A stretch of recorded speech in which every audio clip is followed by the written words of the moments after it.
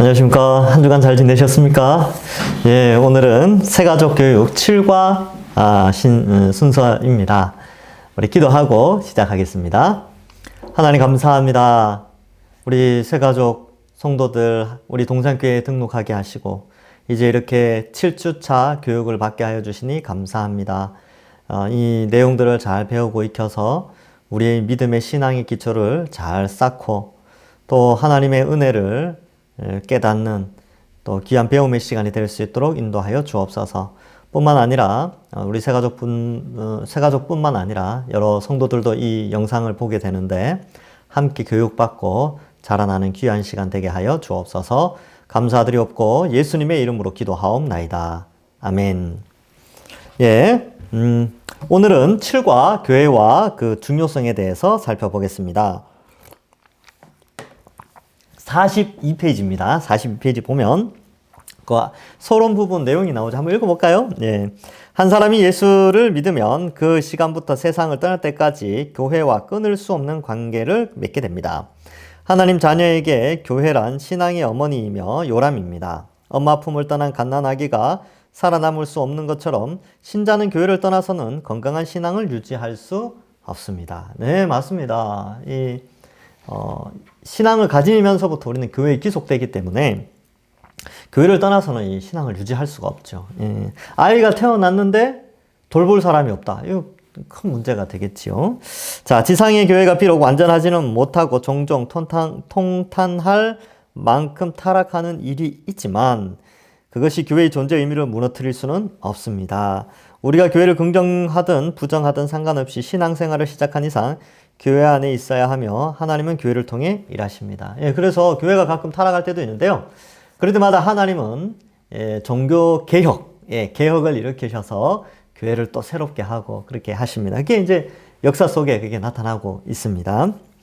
자, 하나님은 교회를 통해 일하십니다. 왜냐하면 교회는 예수 그리스도의 몸이요 우리는 그의 몸에 접붙여진 지체이기 때문입니다. 교회가 무엇인가를 올바르게 이해하는 사람은 교회가 바로 우리 삶의 현장이며 생활 영역의 중심이라는 사실을 감사하게 받아들일 것입니다. 예, 사실 이제 여러분 이 신앙생활을 시작하면서부터 우리의 삶의 영역이 상당한 변화가 일어납니다. 그래서 교회라는 공동체는 우리 삶의 거의 전부를 결정하는 아주 중요한 그런 교회의 공동체 모임이 되는 것입니다. 자, 그래서 한번 이제 7과를 교회와 그 중요성에 대해서 살펴보겠습니다. 교회는 누가 세우셨습니까? 이렇게 되어 있죠. 교회. 여기서 교회라는 건 이 건물을 의미하는 게 아니에요. 건물은 옛날에는 예배당 이렇게 표현했는데 지금은 이제 교회 이렇게 표현하지만 사실은 교회라는 것은 이런 건물을 나타내는 게 아니라 사실 예수님을 믿는 무리를, 사람들을 교회라고 했어요. 이런 건물은 예배당이라고 그렇게 옛날에는 이름을 지었는데 지금은 뭐 다 교회라고 하죠. 어쨌든 여기에서 교회 그러면 예수 믿는 사람들의 무리. 자, 봅시다. 이 마태복음 16장 18절에 이런 말씀이 나와요. 또 내가 내게 이르노니 너는 베드로라. 내가 이 반석 위에 내 교회를 세우리니 음부의 권세가 이기지 못하리라. 여기 내가 내게 이르노니 내가 내 교회를 세운다 이렇게 표현되어 있죠. 그럼 여기 내가가 누구냐? 내라고 되는 사람이 누구냐면 바로 예수님이에요.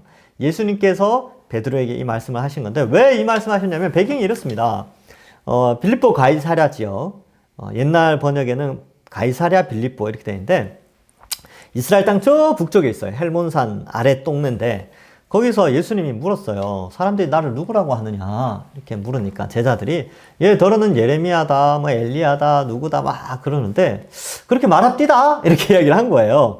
근데 이제 예수님이 물으셨죠. 제자들에게 그러면 3년 동안 같이 따라다녔던 너희는 나를 누구라고 생각하느냐라고 했을 때 제자들이 가지고 있던 공통적인 생각을 베드로라는 수제자죠. 그죠? 수제자가 대표해서 예수님께 말을 합니다. 뭐라고 말하냐면 마태복음에 보면 주는 그리스도시요 살아계신 하나님의 아들입니다. 이렇게 고백을 해요. 그래서 이 예수님은 그리스도입니다. 하나님의 아들입니다. 여기 이제 앞에서 우리가 살폈었거든요. 그렇게 말하니까 예수님께서 베드로를 칭찬하세요. 야, 너 괜찮다. 근데 사실 네가 말한 게 아니라 성령이 네 속에서 그렇게 말씀하게 하신 거야 라고 하면서, 그러나 뭐라고 말씀하냐면, 너는 베드로라, 내가 이 반석 위에 내 교회를 세우리니 음부의 권세가 이기지 못하리라. 여기 보면 이제 너는 베드로라, 이 반석 이렇게 되어 있지. 이 반석. 베드로가 반석이라는 뜻이에요. 근데 이제 약간 워드 플레이 있죠. 예수님께서 그 반석 위에 베드로라는 그 바위라는 이름 위에 바위라는 이름의 베드로에게, 야, 너의 그 신앙 고백 위에 교회를 세우겠다 이렇게 말해요. 그러니까 이 반석이라는 것이 앞에서 말한 베드로의 신앙 고백과 연결되어져 있습니다. 그래서 교회는 예수님은 그리스도십니다, 하나님의 아들이십니다 라고 하는 그 터 위에 세워진다 라는 것을 말하고, 누가 세우냐면 내가 세우겠다 말씀하시죠, 예수님이. 그래서 교회는 누가 세우셨습니까? 첫 번째, 예수님이 세우셨어요. 예, 예수님이 세우셨습니다. 자, 그 다음 두 번째 2번 볼까요? 갈로 2번. 너희는 사도들과 선지자들의 터 위에 세우심을 입은 자라, 그리스도 예수께서 친히 모퉁이 돌이 되셨느니라 이렇게 되어져 있지요. 그래서 여기 보면 여기 사도들과 선지자들의 터 이렇게 되어 있지 않습니까? 여기 뭐 그 비유예요. 비유. 집을 지으려면요, 집을 지을 때 터를 닦아야 돼요. 터. 그 뭐 이제 보통 이제 우리 주변에 있는 빌라들 집을 지을 때 보시면, 뭐 지하가 없을 때는 이렇게 콘크리트를 부어가지고 이렇게 부어요. 그래서 튼튼하게 합니다. 위에 있는 집이 다른 흙 때문에 기울어진다든지 이렇게 하지 않도록 콘크리트로 털을 만듭니다. 근데 옛날에는 콘크리트가 없었잖아요. 그래서 단단한 돌멩이 위에 이렇게 기둥을 세우고, 그죠? 이렇게 기둥을 세우고, 그 다음에 이제 보를 연결해서 이제 뭐 지붕을 올리죠. 그죠? 이렇게 이제 올리게 됩니다. 그리고 요 칸막이 사이에 이제 뭐 벽돌 같은 거나 돌이나 이런 거 벽돌 같은 거 쫙 쌓죠. 이렇게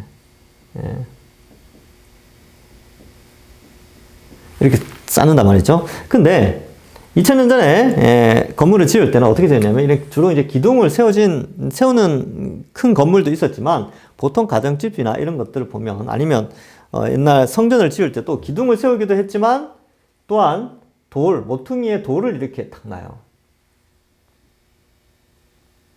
그래서 기준점을 잡고, 모퉁이와 모퉁이 사이에 여기에 이제 뭐 주춧돌 뭐 이런 표현도 쓰는데, 이렇게 해가지고 벽돌을 한 장씩 이렇게 이어가게 됩니다. 그러니까 모퉁이 돌은 이쪽 벽과 이쪽 벽을 연결하는 그 코너에 이렇게 이제 모퉁이 돌을 쌓죠. 그래서 이 말이에요. 사도들과 선지자들의 터. 그러니까 사도와 선지자들이 뭘 했냐면 성경을 썼어요. 그러니까 성경의 터 위에 예수님께서 성전을 짓는데, 그래서 모퉁이 돌이 되셔서 이방인과, 그러니까 유대인이 아닌 사람들과 유대인들 사이를 연결해서 성전을 지어 가십니다. 요 비유를 쓴 거예요. 그래서 에베소서 2장 20절에는 그 유대인과, 에베소라는 지역 안에 유대인도 있었고, 유대인 그리스도인도 있었고, 유대인이 아닌 이제 이방인이라고 하거든요. 이방인 그리스도인들도 있었는데, 그리스도께서 모퉁이 돌이 되셔서 이방인과 유대인들을 연결시켜서 한 집으로 지어가고 있다. 그게 교회다라고 비유적으로 설명을 해 주신 것입니다. 그러니까 결국 또 이 교회는 누가 세웠어요? 예수님이. 말씀의 터 위에 예수님이 짓기 시작하신 거예요. 어렵지 않죠? 비유가 좀, 우리는 집을 짓는 자가 아니니까 좀 그런데, 옛날에는 이 비유를 썼을 때 많은 사람들이, 집 짓는 거, 다 알지 하면서 이해했던 부분입니다. 자, 44페이지 한번 보시겠어요? 제일 위에, 여러분은 자기를 위하여 또는 온 양떼를 위하여 삼가라. 조심하라는 거죠. 성령이 그들 가운데 여러분을 감독자로 삼고 하나님이 자기 피로 사신 교회를 보살피게 하셨느니라 이렇게 되어 있는데, 요 배경이 뭐냐면 사도행전 20장이잖아요. 사도행전 20장에 보면 이 밀레도라는 지역에서 에베소에 있는 장로들을 초청을 해요. 여러 사람. 그러니까 에베소의 리더들 있죠. 에베소에 흩어져 있는 교회의 리더들을 딱 불러가지고 말을 하는 거예요. 여러분이 누구냐면 에베소 교회의 리더 장로님들이에요. 자기를 위하여 또는 온 양떼를 위하여 조심하십시오. 여러분 자신과 또 교회를 위해서 조심해야 되는데 성령이 그들 가운데, 그들이 이제 에베소에 있는 교회예요. 교회들 가운데 여러분을 감독자로 삼았다. 그러니까 여러분들 이제 교회 감독, 지금으로 치면 목사, 장로겠죠. 목사, 장로는요, 성령 하나님이 세우시는 겁니다. 성령이 어떻게 역사하시느냐? 투표를 통해서 역사하세요. 우리 10년 가운데 성령이 계시잖아요. 각 성도들의 성령이 심령들 가운데 있어요. 그래서 그 성령의 감동으로 장로도 세우고요, 목사도 세우고 그러는 겁니다. 그래서 저나 우리 장로님들은 여러분들의 투표로 세워진 거예요. 공동회의 때 세워진 거죠. 그런 의미가 있습니다. 그래서 여러분들을 감독자로 세운 것은 성령 하나님이 하신 것이다. 자, 그 다음에 하나님이 자기 피로 사신 교회를 보살피게 하셨죠. 여기 보면 샀다라는 표현을 쓰는데 이 사면 소유권이 이동이 됩니다. 여러분 이 컵이 있는데 컵이 만약 이게 시장에서 뭐 5,000원에 팔린다. 그러면 제가 이것을 5,000원을 지불하고 사기 전까지는 제 소유가 아니지요. 예. 누구 거냐 하면 바로 상점 주인 겁니다. 그런데 이것을 제가 만약에 돈을 주고 지불을 했다. 그리고 이걸 샀어요. 그러면 그 다음부터 누구의 소유가 됩니까? 제 소유가 되는 거예요. 제 것이 되는 것이죠. 바로 그런 의미가 있습니다. 그래서 이 하나님이 자기 피로 사신 교회라고 되어 있으니까 하나님의 자기 피. 그러면 피를 흘리신 분이 누구예요? 예수님이시죠. 예수님이 십자가에서 피를 흘려주셨단 말이죠. 근데 예수님을 하나님으로 표현하고 있죠. 성자 하나님이시니까. 성자 하나님이신 예수님께서 자기 피를 흘려서 교회를 사셨다. 이것도 약간 비유인데, 피를 흘리신 것은 비유는 아니죠. 그건 십자가인데, 샀다라는 표현이 좀 그런 의미가 있어요. 그러니까 소유권을, 우리 교회의 소유권을 가지고 온 거죠. 그러니까 교회는 예수님 거죠. 그래서 교회는 누가 세우셨느냐? 예수님이 자기 피로 십자가에서 죽으심으로 교회를 사셨습니다. 예, 그래서 그런 의미가 있고 교회는 예수님 겁니다. 이런 의미가 있지요. 자, 그 다음 교회를 나타내는 또 다른 말은 무엇입니까? 고린도에 있는 하나님의 교회 곧 그리스도 예수 안에서 거룩하여지고 성도라 부르심을 받은 자들과 또 각처에서 우리 주 곧 그들과 우리 주 대신 예수 그리스도의 이름을 부르는 모든 자들에게 이렇게 돼 있죠. 그래서 뭐 교회는 지역교회 혹은 우주적 교회인데 지역교회라는 것은 각 지역에 있는 교회예요. 그러니까 우리 동산교회는 어떻게 돼요? 우리 동산교회는 동대문구 전농동에 있는 동산교회, 지역교회예요. 그리고 뭐 그런 의미가 있죠. 여기 이제 고린도 교회는 고린도에 있는 이런 표현을 쓰죠. 그럼 밑에 우주적인 교회는 뭐냐 하면 우리 각처에서 우리 주 곧 그들과 우리 주 대신 예수 그리스도의 이름을 부르는 모든 자들. 그러니까 전 세계에 흩어져 있는 예수님을 믿는 모든 사람들이 다 교회예요. 교인들이죠. 제가 아까 말씀드렸죠. 교회는 건물이 아니라 예수님을 믿는 자들의 무리라고. 그래서 각 지역마다 교회가 세워져 있고 다 합쳐서 다 교회라 그래요. 전 세계에 흩어져 있는 예수 믿는 사람들 다 교회라 그럽니다. 근데 또 하나 설명을 해드릴게요. 이 땅에 있는 교회를 지상의 교회라고 합니다. 그리고 이 지상의 교회는 악한 세력과 싸우는 전투하는 교회, 지상의 교회, 전투하는 교회라고 설명을 하고 예수님 믿고 죽은 분들 있잖아요. 영혼이 지금 하나님과 함께 있는 분들, 그분들을 뭐라고 하냐면 그분들도 모여 있을 거 아니에요. 하나님 근처에, 하나님 옆에 그 모여 있는 무리를 천상의 교회라고 합니다. 그리고 승리한 교회라고 표현을 해요. 근데 이 두 교회가 천상에 있고 승리한 교회가 지상에 있고 전투하는 교회와 만나는 때가 있는데 그때가 언제냐? 예수님이 이 땅에 재림하실 때 천상의 교회와 지상의 교회가 만나게 됩니다. 그리고 새하늘과 새 땅에서 이제 살게 되죠. 이거 이제 다음 주 시간에 마지막 시간에 설명을 해 드리겠습니다. 자, 그다음 45페이지 한번 볼까요? 오늘은 좀 빨리 끝날 것 같네요. 예. 예수님을 믿으면 누구든지 자연적으로 교회의 일원이 됩니다. 그 이유는 무엇입니까? 예수님과 성도의 관계. 예, 그는 몸인 교회의 머리시라. 골로새서 1장 18절. 근데 그 밑에 고린도전서 12장 27절. 예, 요거 한 다다음 주쯤 되면 설교를 하지 않을까 싶은데 너희는 그리스도의 몸이여 지체의 각 부분이라 이렇게 되어져 있죠. 그래서 예수님과 성도와의 관계는 머리와 몸의 관계예요. 예수님이 머리 되시고 몸은 교회죠. 그래서 여러분 몸이 정상적으로 건전하고 건강한 몸이 되면, 즉 건강한 교회가 되는 것은 머리 대신 예수님의 명령을 잘 받아서 움직이는 교회가 건강한 교회예요. 그죠? 그래서 일단 몸은 머리가 뭘 지시하는지 알아야 됩니다. 교회는 예수님이 우리에게 요구하시는 것이 무엇인지 먼저 알아야 돼요. 그것은 바로 성경 말씀을 통해서 알 수가 있는 것이죠. 그래야 뭘 해야 될지 알거든요. 그러니까 예수님의 뜻을 알고 하나님 뜻을 아는 교회가 건강한 교회, 먼저. 그리고 그 아는 것을 실천하는 교회. 예, 그게 건강한 교회죠. 그러니까 우리가 공부를 하는 이유가 세가족 성경 공부도 하고 뭐 DTC도 하고 하는 뭐 기초 교리 공부도 하고 무슨 공부도 하고 하는 이유가 머리의 명령을 잘 받아서 건강한 몸으로 살기 위해서 그렇게 하는 거예요. 그래서 비유적으로 보면 이제 잘 먹어야 되겠죠. 영양소를. 예, 그런 의미가 있습니다. 그래서 우리는 몸이에요. 교회는 그리스도의 몸이다. 요 개념을 가지고 있어야 됩니다. 그렇기 때문에 어때요? 두 번째. 이제 첫 번째. 그래서 우리 몸은 머리에 순종을 잘해야 된다. 뭐 여기 이제 결론 있죠. 두 번째, 성도와 성도와의 관계. 몸 가운데는 분쟁이 없고 오직 여러 지체가 서로 같이 돌보게 하셨느니라. 이렇게 돼 있죠. 몸이 서로 싸울 수가 있어요? 없죠. 오른손이 왼손한테 야, 너 왼손 마음에 안 들어 막 때리고 그럼 어때요? 온몸이 아프죠. 이건 이상한 거죠. 그리고 또 어때요? 예. 이제 왼발 오른발이 막 싸워. 말도 안 되는 거죠. 그죠? 그러니까 이렇게 분쟁이 없어요. 몸은 분쟁이 없다니까요. 분쟁이 있으면 정상이 아니죠. 예, 아픈 몸이에요. 빨리 병원 가서 고쳐야 됩니다. 그래서 그리스도인들은 서로 분쟁이 없이 서로 한 몸이 되어서 사랑하고 아껴주고 보호해주는 그런 연합, 유기적으로 연결된 그러한 공동체가 바로 교회 공동체입니다. 그래서 교회 안에서는요, 다툼이 있을 수 없죠. 있어서도 안 되고. 우리가 교회가 다투면 머리가 아파요. 이제 예수님이 아유 마음 아파하시죠, 그렇죠? 그래서 몸 가운데는 분쟁이 없어야 된다. 그래서 우리 동산교회 참 좋아요. 이때까지 큰 분쟁 없이 잘 여기까지 왔지요. 자, 그다음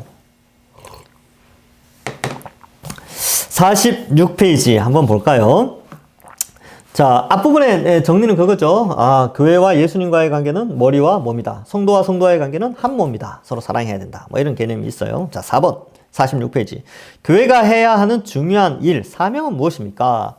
그 밑에 마태복음 28장 19, 20절이 나오는데 읽어보겠습니다. 그러므로 너희는 가서 모든 민족을 제자로 삼아, 제자로 삼아에 줄 거세요.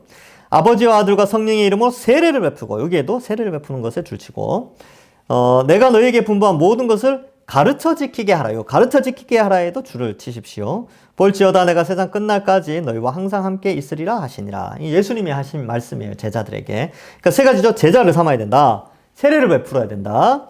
가르쳐 지키게 해야 된다. 요 세 가지인데 요 세 가지를 잘 감당하기 위해서 밑에 5가지가 나오지요. 먼저 예배를 잘 드려야 됩니다. 주일 예배죠. 주일 예배, 주일 1, 2부, 오후 예배까지. 이제 지금 코로나 때문에 점심을 제공하지 않음으로 말미암아 오후 예배는 드리지 않는데, 어쨌든 주일 1, 2부 예배 잘 드리셔야 되고요. 또 나중에 오후 예배도 잘 드리시고, 수요 밤 예배도 있습니다. 수요 밤 예배. 이제 일주일이 기니까 한 3일에 한번 가운데 지점인 수요일 저녁에 또 말씀 들으러 오고, 기도하러 오고 하는 것이죠. 그 다음에, 금요 기도회가 있어요. 이건 기도회인데 정식 예배는 아닙니다. 근데 기도회인데 기도하는 것도 참 중요하죠. 그리고 이렇게 되어 있죠. 그래서 예배를 일단 우선적으로 드리셔야 되고요. 그 다음 양육을 받아야 됩니다. 양육. 여기 이제 가르쳐 지키게 하라 이렇게 되어 있죠. 제자로 삼아. 이게 다 양육을 잘 받아야 돼요. 양육, 우리 교회에서는 지금 현재 여러분들 이 책을 하고 있죠. 이것도 새가족 양육 과정이에요. 새가족 분들은 이 양육을 받고, 그 다음에 전교인을 상대로 DTC라는 걸 거행합니다. 이 7년 계획을 가지고 있는데, DTC라는 게 뭐냐면 영어인데 동산 트레이닝 코스, 줄여서 DTC. 좀 있어 보이지 않습니까? 그죠? 그래서 이 과정을 통하여서 또 양육을 받게 되고, 예배 때 설교와는 또 다른 성경 자체 혹은 성경 전체적인 어떤 신학들, 그러니까 신학교에 가면 신학생들이 배우는 내용들의 일부들을 제가 좀 갖고 와서 같이 공부하는 것이죠. 그럴 때 우리 믿음이 많이 자라는 거예요. 그래서 양육을 받아야 됩니다. 그리고 목요일 날 PBS를 하죠. 그래서 설교 예습을 통하여서 또 양육받고 그런 겁니다. 자, 그 다음 전도. 여기 이제 제자로 삼아, 모든 민족으로 제자로 삼아 세례 베풀고 가르쳐라. 이 말은 이제 결국 첫 번째는 전도를 해야 되죠. 그래서 그런 거 있잖아요. 맛집이 있으면 소문 내잖아요. 요즘 문화가 좀 그렇죠. 아주 맛있는 음식을 한다 그러면 어때요? 소문 내죠. 와, 거기 진짜 맛있더라. 그 막 입이 근질근질거려요. 막 그래서 여기 이제 지나가는데 만약에 이제 커피숍에 앉아 있는데 옆 테이블에서 막 이야기를 하는 거예요. 야, 전농동에서 장안동에서 뭐 맛집 없나? 뭐 음식점을 잘 모르겠었는데 내가 옆에 앉아 있으면서 막 입이 근질근질한 거죠. 야, 거기가 맛있는데. 저기도 맛있는데. 알려주고 싶은데 막 그런 거 있잖아요.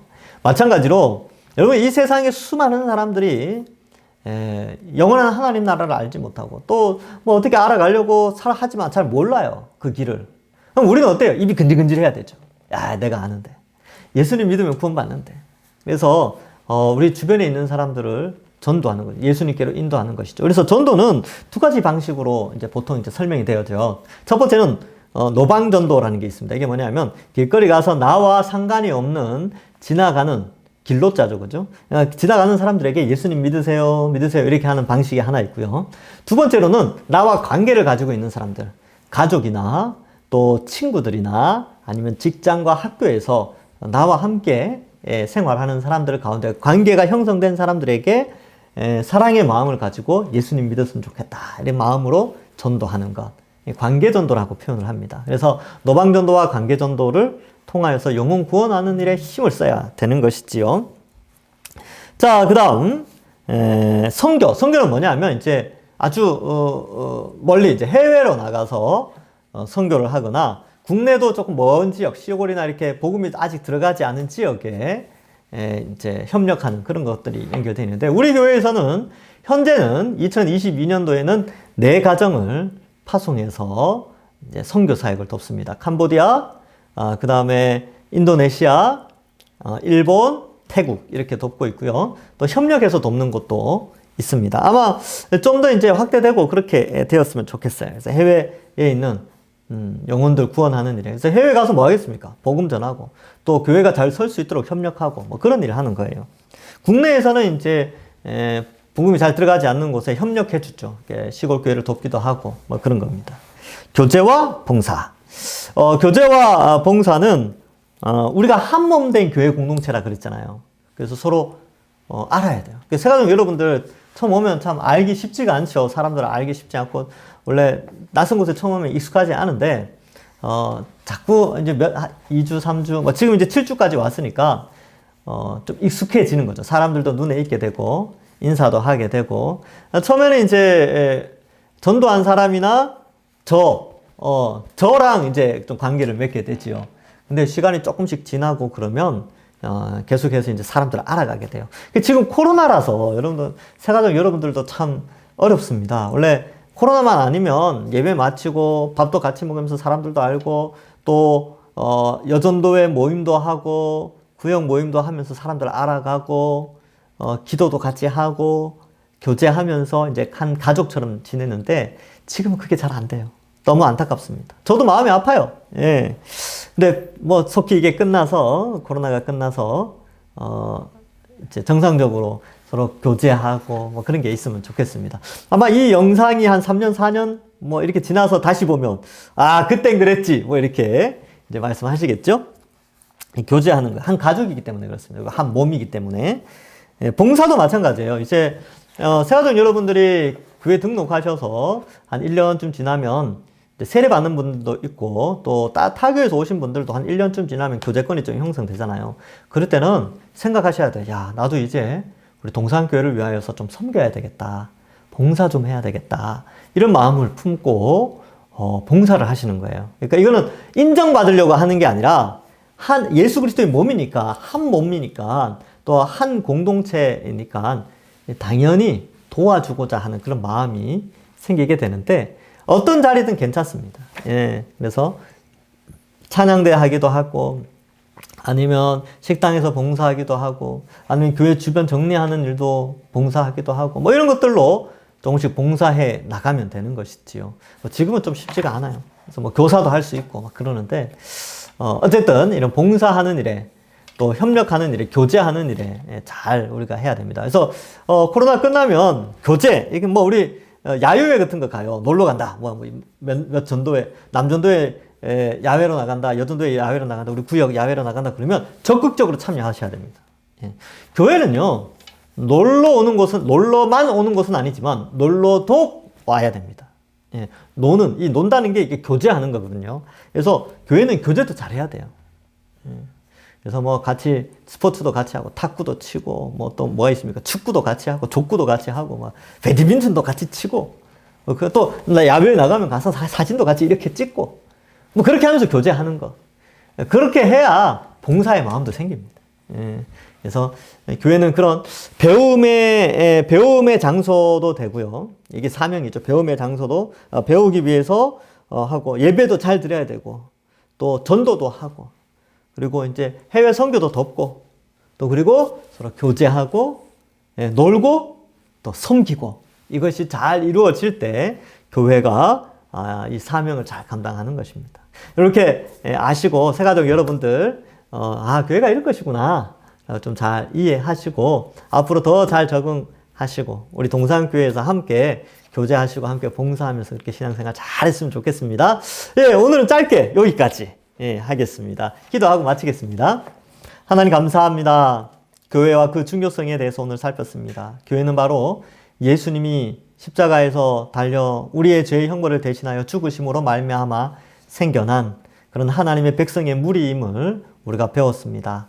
그리스도를 머리로 한 한 몸 공동체로서 이러한 비유에 합당하게 우리가 서로 사랑하고 뜨겁게 연합하여서 예배 잘 드리고 또 전도도 잘하고 잘 배우고 또 정말 이러한 영혼 구원하는 선교와 봉사하는 일에 전도하는 일에 힘을 써서 하나님께 칭찬받는 우리 동산교회 되게 하여 주옵소서. 무엇보다도 또 서로 한 가족 한 몸이기에 즐겁게 교제도 하고 섬기는 그런 아름다운 우리 동산교회 될 수 있도록 지켜 주옵소서. 우리 새가족들 또 이렇게 열심히 공부할 수 있도록 은혜 주신 것 감사합니다.